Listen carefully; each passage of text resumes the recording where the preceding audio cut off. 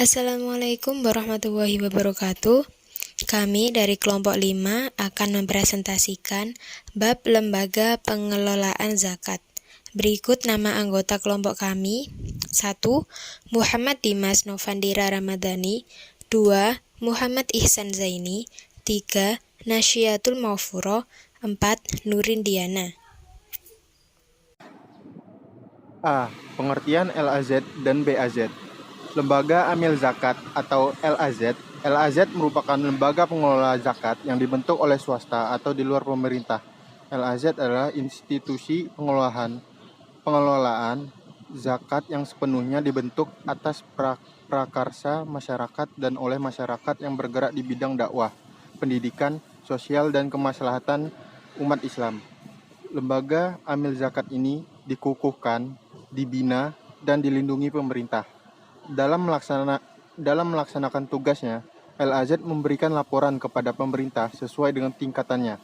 Pengukuhan lembaga Amil Zakat dilakukan oleh pemerintah atas usul LAZ yang telah memenuhi persyaratan. Pengukuhan dilaksanakan setelah terlebih dahulu dilakukan penelitian persyaratan.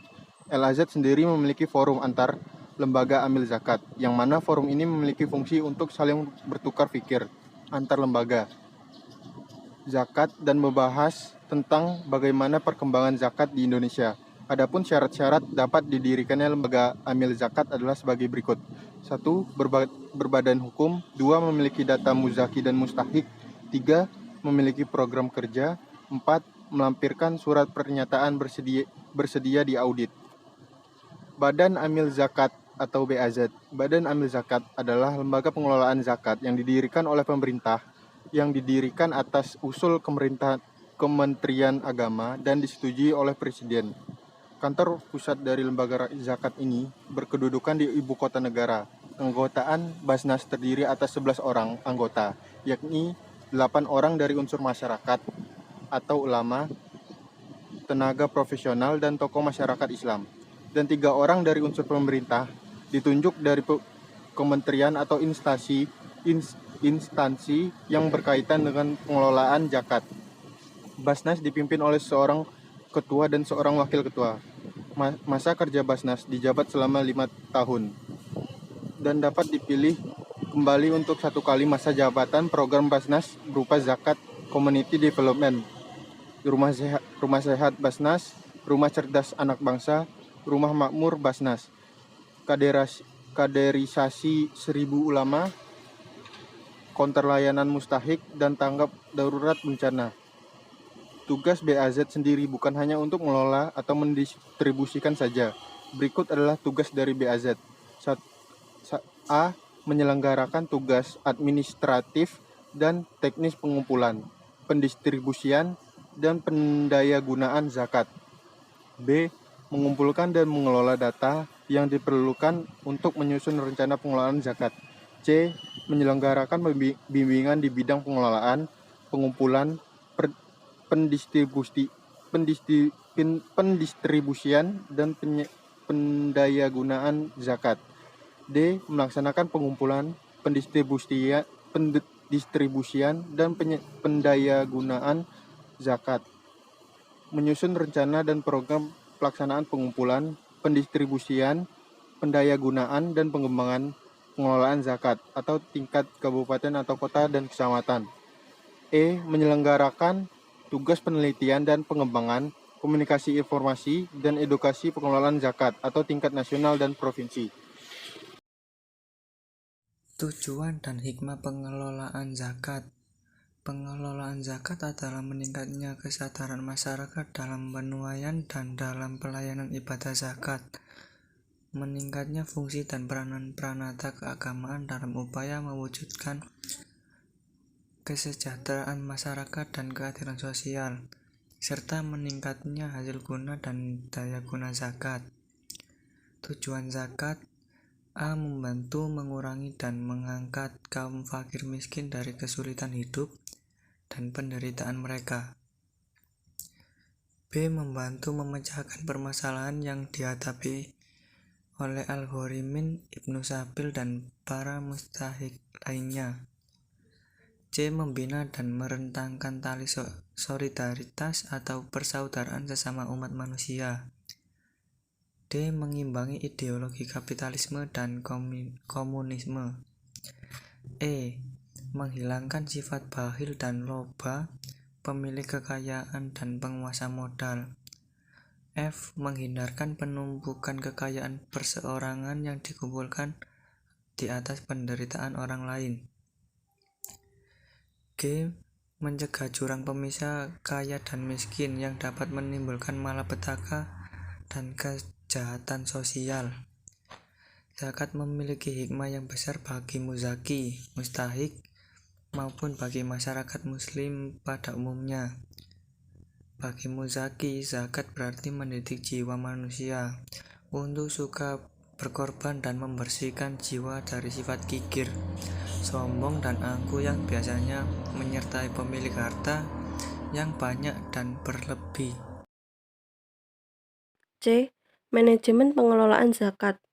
Pengelolaan zakat memerlukan persiapan dan perencanaan yang matang. Semua aktivitas dan faktor-faktor terkait dengan aktivitas tersebut mesti terencana, terorganisir, bahkan terkontrol dan dievaluasi tingkat capaiannya. Hal ini diperlukan agar pengelolaan zakat dapat dilakukan secara efektif dan efisien. Dalam membangun manajemen, mengelola zakat dapat menggunakan teori James Toner.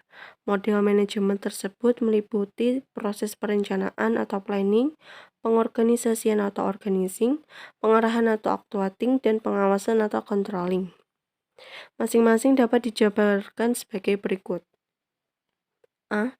Perencanaan atau planning. Dalam mengelola zakat diperlukan perumusan dan perencanaan tentang apa saja yang akan dikerjakan oleh pengelola badan zakat, yaitu ambil zakat, bagaimana pelaksanaan pengelola zakat yang baik, kapan mulai dilaksanakan, di mana tempat pelaksanaannya, siapa yang melaksanakan, dan perencanaan-perencanaan lain.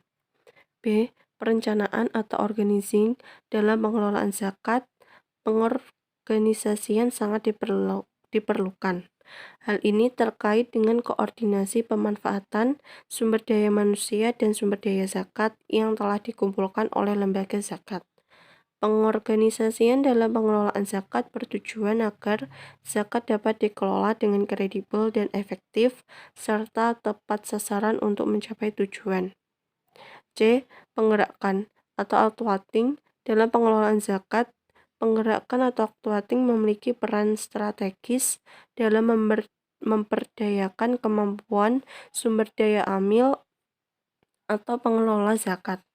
Sebab dalam pengelolaan zakat, penggerakan memiliki fungsi sebagai motivasi, sehingga sumber daya amil zakat memiliki disiplin kerja tinggi. D. Pengawasan atau controlling.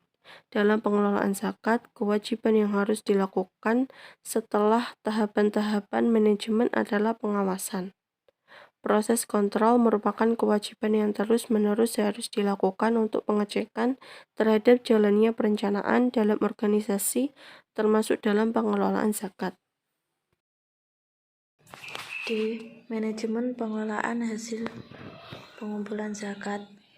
Lahirnya Undang-Undang Nomor 23 Tahun 2011 tentang pengelolaan zakat menghendaki adanya data kelola yang baik dalam pengelolaan zakat, sehingga daya guna dan hasil guna zakat, infak, sedekah, dan dana sosial keagamaan lainnya lebih dirasakan kemanfaatannya untuk mengentaskan kemiskinan, meningkatkan kesejahteraan masyarakat, dan mengatasi problematika sosial. Pendistribusian zakat adalah kegiatan mempermudah dan memperlancar penyaluran, pembagian, dan pengiriman dana zakat, termasuk infak dan sedekah, dari muzaki kepada mustahik, sehingga dana zakat dapat teralurkan tepat sasaran sesuai yang diperlukan mustahik. Dengan pendistribusian yang tepat, maka kekayaan yang ada dapat melimpah dengan merata dan tidak hanya beredar di antara golongan tertentu saja. Manajemen pengelolaan hasil pengumpulan zakat. 1. Pengorganisasian.